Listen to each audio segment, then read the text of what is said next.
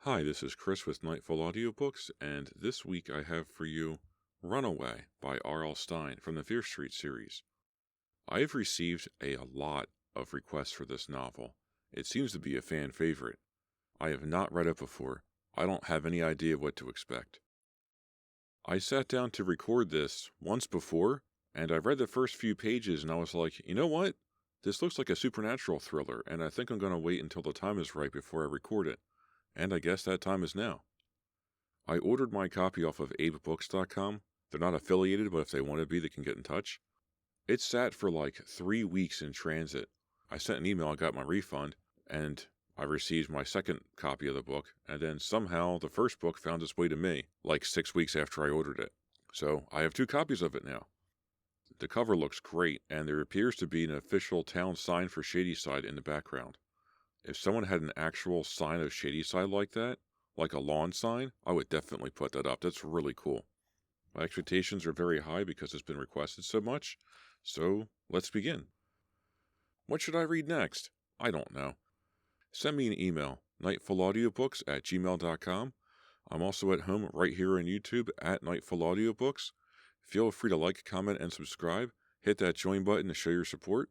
And any help is greatly appreciated. I really, truly do mean that. I also have a Patreon page, patreon.com/nightfallaudiobooks. So tell your friends, tell your mom, tell whoever you think would like to listen to me tell them tales from R.L. Stine. Thank you very much for listening, and let's begin. Welcome to a Nightfall Audiobooks production of Runaway by R.L. Stine, a Fear Street novel, Book 41. Chapter 1. Welcome to Shadyside, the sign said. Felicia Fletcher trudged along the late afternoon gloom. Dark clouds hung low and heavy, threatening to drench her again. Shadyside, she whispered. Never heard of it. She wiped her hands on her jeans. It didn't help. She was soaked, her jeans heavy with rain, her sneakers soft and squishy, her brown ponytail dripping icy water down her back. Felicia peered past the welcome sign. A bridge spanned a swiftly flowing river. The water swept crumpled leaves and twisted branches along. Felicia shifted the heavy red backpack on her shoulders. She pulled her navy blue baseball cap low over her blue eyes. Shadyside. Felicia liked the name. Maybe I can be safe here, she thought. Maybe I can start over in Shadyside. A lump rose in Felicia's throat. She didn't want to start over. She wanted to go home. Home where she had friends and people who cared about her. But she couldn't. She couldn't ever go home. Not after what she did. Don't start to cry again, Felicia, she ordered herself. You're soaking wet as it is. She turned and stared in the opposite direction. Should she try Shadyside, or keep moving? Felicia wished she could forget what happened. Forget everything and everyone from the past. Start fresh. But the memories would never disappear. The laboratory, the wires, the doctors. Dr. Shanks especially. His greasy gray beard and a loud voice. Felicia remembered the first time she had ever met him. They led her into the lab. The bright fluorescent lights hurt her eyes. They sat her down in a straight-backed wooden chair, the most uncomfortable chair she'd ever felt. The crowd around her, working. A skinny man with glasses attached sticky electrodes to her temples. Green, black, red, blue, and yellow wires ran from the electrodes into a large computer terminal. The assistants barked orders back and forth. Trial run on Module 4, a gray-haired woman in a white coat yelled. Go Module 4, the skinny one with the glasses replied. He flipped a switch, and one of the machines began a loud rhythmic beeping. Pulse is 79, blood pressure 120. Is that good? Felicia asked. They ignored her. They always ignored her questions. The skinny one with glasses moved a table in front of Felicia. Another assistant pushed in her chair. Tell Dr. Shanks that the subject is ready, the gray-haired woman ordered. My name is Felicia, she reminded them. Why can't you ever use my name? The gray-haired woman regarded her coldly, saying nothing. She picked up a clipboard and began making notes. It's spelled Felicia, Felicia grumbled. The gray-haired woman stopped writing and stared at her. Did I go too fast? Felicia asked sarcastically. The woman set the pencil and clipboard down and left the room. Seconds later, a bald man with a thick beard strode into the exam room, his white lab coat swishing with each step. He stood over 6 feet tall with a large belly. He had a long, crooked nose and deep-set eyes. Angry eyes, Felicia thought. No laughter in there. Only a big, cold, dark nothing. Felicia, he said, folding his arms across his chest. How are you today? Fine. I am Dr. Shanks. I'm running this phase of the experiment. Unlike Dr. Cooper, I will not tolerate any sarcasm. You have to understand, Felicia. You are here to learn, but to teach as well. We need to learn from you, so you must clear your mind and concentrate. If you refuse to obey that one simple rule, you will be finished here at Ridgely College. Is that clear? A jolt of anger shot through Felicia. Who does this guy think he is? They need me a lot more than I need them. Felicia gazed into Dr. Shanks's sunken eyes. He didn't turn away. He stared right back. You need to learn to control your talents. If you don't, you will put others and yourself in danger. Felicia shivered. I understand, she finally replied. Fine, let us begin. Dr. Shanks pulled a pencil from his coat pocket and placed it on the table in front of Felicia. Move the pencil across the table, please. What? Move the pencil across the table, please, Dr. Shanks repeated. I don't know if I can, Felicia stammered. She heard the machine's beeps increase with her heart rate. Her palms began to sweat. That is unacceptable, Dr. Shanks replied. Move the pencil across the table, please. I can't just do it, you know. Dr. Shanks slammed his palm down on the table. What did I just explain to you? This is not a game. This isn't even a test. This is your life, young lady. Don't yell at me, she screamed. I can't help it. I'm not one of your stupid machines. You can't just turn me on and off whenever you want. Get out of my face. Dr. Shanks drew in a deep breath. He leaned forward on the table, placing a hand on either edge. Leaned so close Felicia could feel his breath hitting her face, smell the mix of onions and spearmint. Young lady, whether you know it or not, you are blessed with one of the most remarkable talents on the face of this planet. I advise you to cooperate and concentrate. If you don't, there are more important people who are waiting to see how your abilities work, and believe me, their tests will be much more painful than this. Is that clear? Felicia wanted to rip the itchy electrodes off her temples and run out of the lab. No, she told herself, I have to be strong, I have to try. I have to be strong, I have to try. Because she knew Dr. Shanks wasn't lying. Her father had told her the same thing. A long line of doctors waited to put her strange talents to the test. Shanks would not be the worst. She stared at the pencil. Concentrate, he ordered. She focused on it, the pink eraser, the yellow paint, the sharp black point. In the background, the beeping grew faster. Felicia's heart hammered in her chest, full of anger, full of fear. Do it, she told herself. Just do it. You're not concentrating, Dr. Shanks whispered. But she was. Felicia hurled all her energy toward the pencil, and she felt something. Something growing inside her, slowly inflating, like a balloon. Concentrate, Dr. Shanks repeated. His voice dug deep into her brain. Her power grew. She pushed harder. The machines beeped faster and faster. Felicia felt the blood rushing through her veins. Heart rate 110, came a voice from nowhere. BP 180. Felicia's fingernails bit into her hands. The moisture on her palms could have been sweat or blood. Concentrate, came the voice. The doctor's voice. The enemy's voice. Kill the enemy. The power exploded in Felicia's mind. All at once, the pencil became part of her will, and she knew exactly what she wanted to do with it. The pencil wiggled. Then it slowly turned around on the table, its point turning toward Dr. Shanks. In her mind, Felicia took a strong grip on the pencil, squeezing it with all her might. The pencil stopped wiggling and rose several inches from the table. It hovered there as if waiting for an order. Now, she thought, do it. She made it happen. She forced all her anger, fear, and frustration into the shaft of the pencil. She knew it was wrong, but she couldn't help herself. Felicia aimed at the only target she could see, and let loose with all her might. Felicia cried out with the effort. It felt like throwing a giant spear. I did it, she thought. Yes! Then she watched as the pencil rocketed across the room, toward Dr. Shanks's left eye. Chapter 2. Felicia gagged and closed her eyes. She couldn't watch the pencil stab into Dr. Shanks's eye. Felicia, Dr. Shanks howled. She shook her head back and forth, her eyes shut tight. Felicia, he called again. Hands grabbed her shoulders, holding her in the chair. No, she screeched. I didn't mean it. It just happened. I know, Dr. Shanks explained. Isn't that fascinating? What did he say? She thought. Open your eyes, Felicia, he urged, his voice full of excitement. What was going on? Why wasn't he in pain? Felicia slowly opened her eyes. Dr. Shanks stood before her, grinning. His eye was fine. No pencil stuck there. No blood and gore pouring down his face. "Look what you did," Dr. Shanks ordered. He pointed at the pencil embedded in the cork bulletin board behind him. "What?" Felicia could barely speak. "You nearly killed me," Dr. Shanks cried. "Missed me by an inch. Isn't that amazing?" A wave of relief swept over Felicia. She didn't kill him. She didn't kill him. But I wanted to, Felicia thought. I wanted that pencil to tear into his eye. Her stomach lurched at the thought. No, that couldn't be true. She wasn't a killer. It had to be the power. The power made her want to hurt and destroy. The power was pure evil.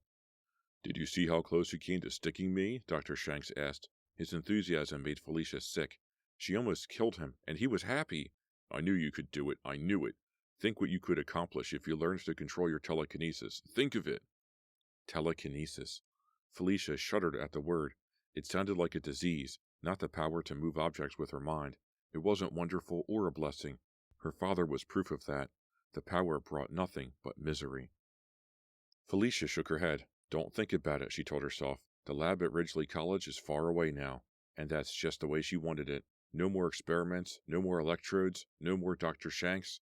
Now there was only Shadyside and the future. All she had to do was walk across that bridge. A car horn blared behind her. Felicia whirled, her eyes wide. Bright headlights exploded in her vision. She heard the grinding sound of tires on gravel. Felicia screamed. The car sped right at her. No time to dodge away, she realized. No time to move.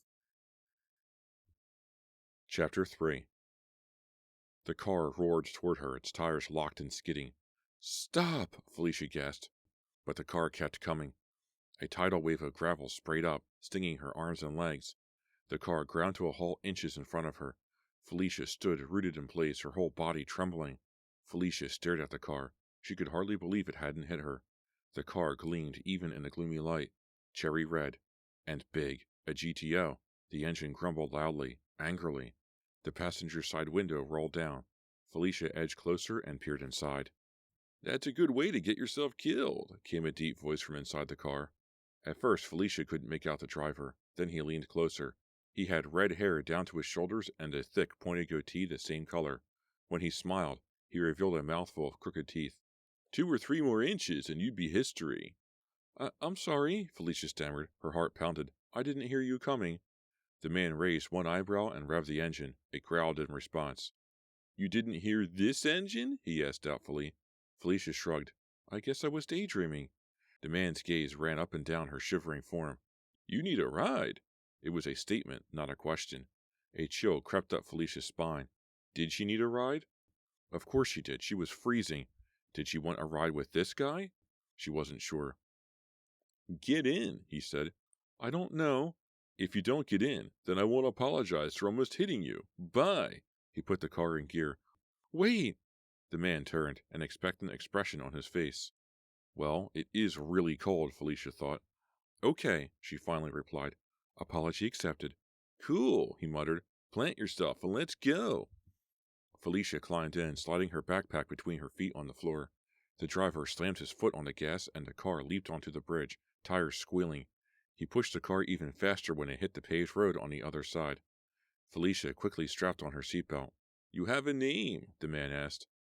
"Felicia," she answered.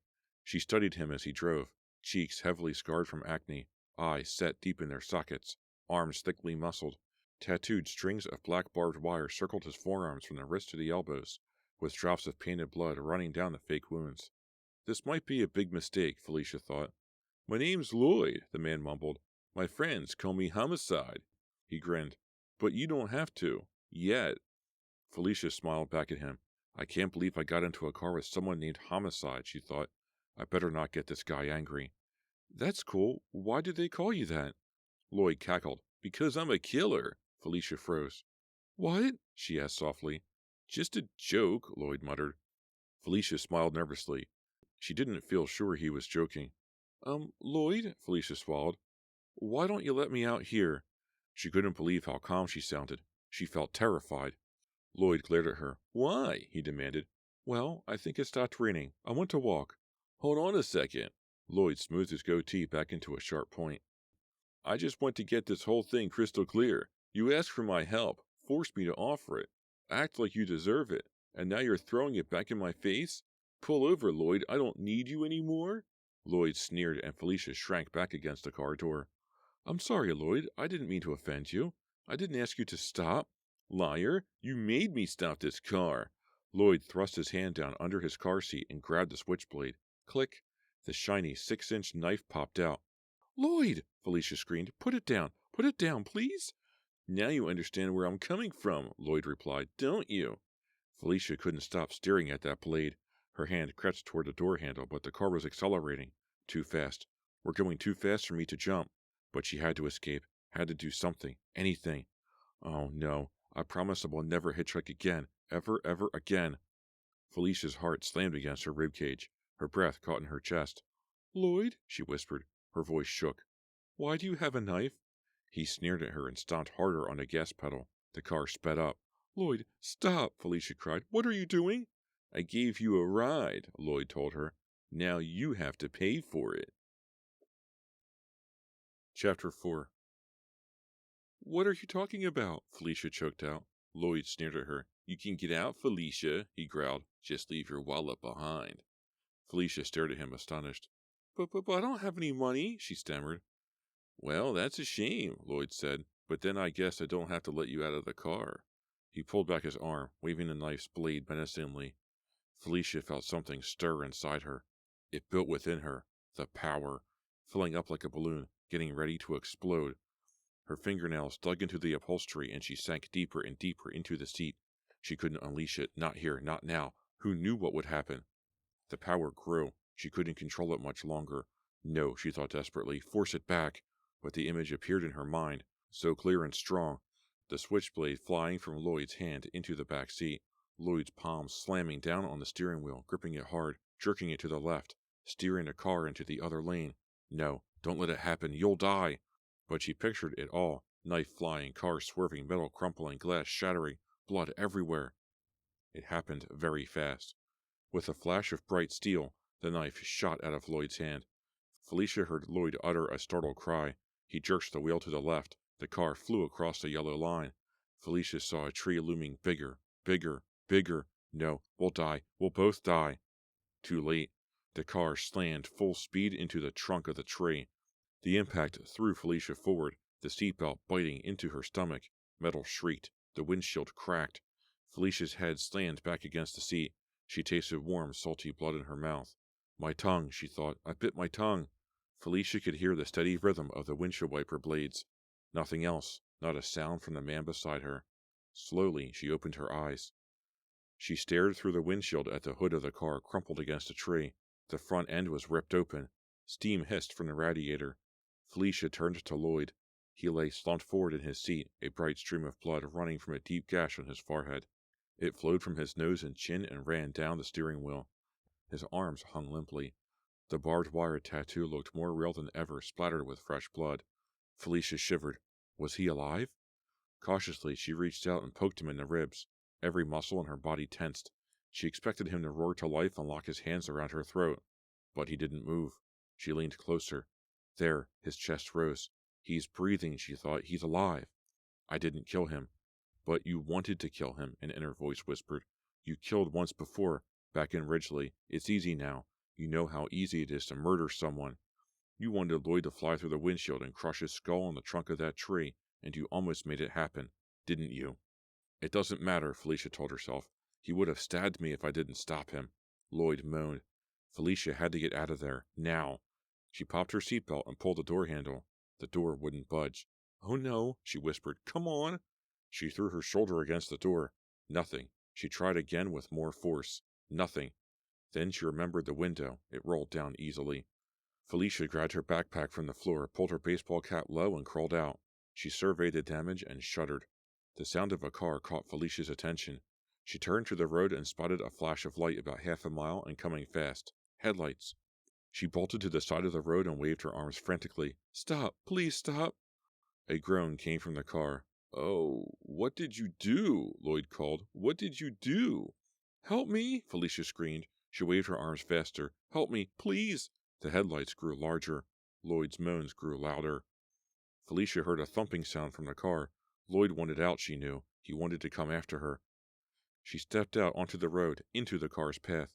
"Help me! Stop! You have to stop! Please!" "You made me wreck my car," Lloyd groaned. "My beautiful car! I'm going to kill you!" Panic shot through Felicia. The car began to slow down in front of her. "Thank you," Felicia whispered. "Thank you, thank you, thank you." "I'll get you, Felicia," Lloyd called, sounding a little stronger. Felicia glanced back at the wreck. Lloyd struggled to squeeze through the window. He would be out in seconds. The other car stopped. Felicia sprinted to the passenger side and pulled the door handle. Locked. "Open the door," she wailed. "Hold it," the driver ordered. He was a boy about Felicia's age. "What's wrong? Do you need an ambulance?" She stared at him in disbelief. She didn't have time for question and answer. Lloyd was halfway out his window. "Please, open the door." The boy didn't move. "That guy needs help," he replied. "Listen to me," she yelled. "I hitched a ride with that guy and he tried to stab me." "You wrecked my car. I'll kill you," Lloyd shrieked. Felicia tried to stay calm. She looked into the driver's deep brown eyes. "He tried to take my money. I just grabbed the steering wheel and yanked," she explained. "I didn't know what else to do. You have to help me. He'll kill me." Okay, the boy replied. "Get in. We're out of here." He opened Felicia's door and she scrambled inside. The tires squealed on the wet pavement as they sped away. Felicia twisted in her seat to watch Lloyd through the rear window. His face twisted in fury as he shouted after her. "Are you okay?" the boy asked. "Yeah," Felicia replied. "Now I am." She turned around in her seat and studied him for the first time. He had gentle brown eyes and a strong jaw. He hadn't shaved in a day or two. "What happened back there?" he asked. "I told you," Felicia replied. She couldn't get her hands to stop shaking, so she made fists. "You hitched a ride with that guy." "Hey, it's cold out," she snapped. "I was soaked. I didn't have a whole lot of options." "Hitchhiking is a pretty dumb thing to do," the boy replied, "no matter how cold you are." "You think so?" "Look what happened to you," he pointed out. "You don't know who could be a psychopath." "He called himself Homicide," Felicia said, shaking her head. "No way," the boy replied. "Homicide?" "Yeah, that's when I knew I was in trouble." "Well, you're okay now," he said. "My name is Nick. Just Nick." Felicia smiled. "Is that your nickname?" He chuckled. She held out her hand. "I'm Felicia." "Pleased to meet you, Felicia." Nick shook her hand, his grip warm and firm. "Guess you're having a bad day." "Guess I'm having a bad year," Felicia muttered. Nick looked surprised. "Is it really that bad?" "I don't want to talk about it, okay?" Nick held up his hand. Okay, sorry." Felicia felt bad. She didn't mean to snap at him. Nick made her feel comfortable. She wanted to tell him about herself, but she couldn't. Not if she wanted to stay safe. Felicia could never tell anyone about her powers, or what happened that horrible day in Ridgely. "Do you want to go to the police?" Nick asked as they drove along the river road into Shadyside. "No!" she blurted out, much louder than she intended. "Don't make him suspicious." "But that guy attacked you," Nick argued. "Yeah, but I'm fine. He got his." "Okay," Nick said reluctantly. "It's your call." "Thanks." Felicia glanced over at Nick again. She wished she were an ordinary high school girl, riding home after a date with Nick. Whoa, where did that idea come from? Well, Nick is really cute, she thought, and he saved me from that crazy guy. But she couldn't trust him. She couldn't trust anyone. The piercing wail of a siren interrupted Felicia's thoughts. She spun in her seat. Spinning red, white, and blue lights flashed behind them. Her heart leaped into her throat. The police. They found her. Chapter 5. "Wow, they're really moving," Nick commented over the howl of the siren. Felicia's body went rigid. "They can't be onto me that fast. No way, unless Felicia's picture was all over every police computer in the state." The spinning lights grew larger in the rear window, the siren screaming. "I wasn't speeding," Nick growled. "What do they want?" "Can't you lose them?" Felicia pleaded. "Are you insane? I'm pulling over." He eased the car over to the curb, and the police cruiser closed in on them. This is it, Felicia thought. I'm going to jail. They know all about the deaths, and they've got me. The police car roared past them. At the next intersection, it turned right. The siren grew faint. "Ha!" Nick smiled. "I knew I didn't do anything wrong," he said as he made a left turn. Felicia let out a sigh. False alarm. Nick pulled back onto the street and they continued on. Felicia tried to orient herself, searching for landmarks and street signs and anything else that would give her information she could use later. She thought ahead all the time, trying to prepare for the next time she had to lie her way out of a sticky situation. Sometimes she hated herself for lying. But it kept her out of prison, didn't it? What's this town like, Nick? Nick shrugged. I don't know. Like any other town, I guess. Too small. Felicia nodded. Felicia? Yeah? I know it's probably not my business. He hesitated. Do you have a family around here? Felicia stiffened. She thought of her father, her Aunt Margaret, all the good times, so far away. You're right, Nick, she replied coldly. It's not your business. Hey, sorry, he muttered, but if you're in some kind of trouble. What do you mean? Come on, Felicia, you're hitching rides in the pouring rain. You won't talk about your family. And you nearly had a heart attack when the cops passed us. Nick's eyes narrowed. You're a runaway. You don't know anything, Felicia shot back. Tell me I'm wrong, Nick challenged. Drop it. I want to help, okay? What a sweet guy, Felicia thought, but she couldn't let him get too close. Thanks, but you've done enough already, she replied. Fine, Nick answered. They rode in silence for several blocks. I hurt his feelings, Felicia realized. She had to say something. Nick, I mean it. You really have helped me so much, she told him softly. I'll never be able to repay you. But if you want to help, you have to forget you ever met me. It's important. She spied a little shop coming up on the right, the donut hole. Let me out here, she instructed. Felicia. No, really, let me out, Nick. Okay. He pulled over and put the car in park. Look, I don't care why you ran away. If you need anything. No, Nick, she interrupted. Believe me, I'll be fine. She smiled at him. If only I could have met him some other time, she thought. Some other place, some other life. Felicia couldn't help herself. She leaned over and kissed him lightly on the lips. Thanks. He blinked in surprise. You're welcome. Felicia grinned, then her smile faded. Remember, the best thing you can do for both of us is to forget all about me. She grabbed her backpack and opened the door. How am I supposed to forget about you after you kissed me? Nick grumbled. You seem like a smart guy, Nick, she replied. You'll figure it out. Before he could say anything more, Felicia slammed the car door, turned, and strode into the donut hole. She didn't look back. Felicia headed straight to the bathroom. She changed into dry clothes. She combed out the tangles in her hair, wishing she had a blow-dryer. Then she retied her ponytail and put her baseball cap back on. The dry clothing felt wonderful. She walked back into the donut shop and ordered a toasted bagel and coffee. She took her food to the booth farthest from the door and the other customers. She pulled her hat low. No one noticed her at all. Perfect. Now that she had time, Felicia wanted to figure out what to do next. She didn't have a place to stay, and the few dollars in her pockets wouldn't keep her eating much longer. The bottom line, she needed a job. Where to begin? She sighed and took a bite of her bagel. Then Felicia caught the piece of conversation between two teenagers in the next booth. I can't believe I did it. This is going to destroy our whole vacation, one boy moaned. I totally forgot. You're such an idiot, Bobby, the second boy said. How long have we planned this trip? How could you forget about it? I needed the money. Dr. Jones gave me $100 up front. How could I refuse? I think you offered to watch his house over on Fear Street and feed his mangy cat because of your grade, the second boy accused. You think now he'll give you a B+ instead of a B-. Bobby chuckled. Well, maybe. I can't believe you, the second boy continued. You can't find anyone to do this cat-sitting job? Felicia smiled to herself. It's about time something went right for me, she thought. I can get everything I need from these guys. It can work, but you better be convincing, she warned herself. Felicia took a deep breath. Now or never. She turned around and leaned into their booth.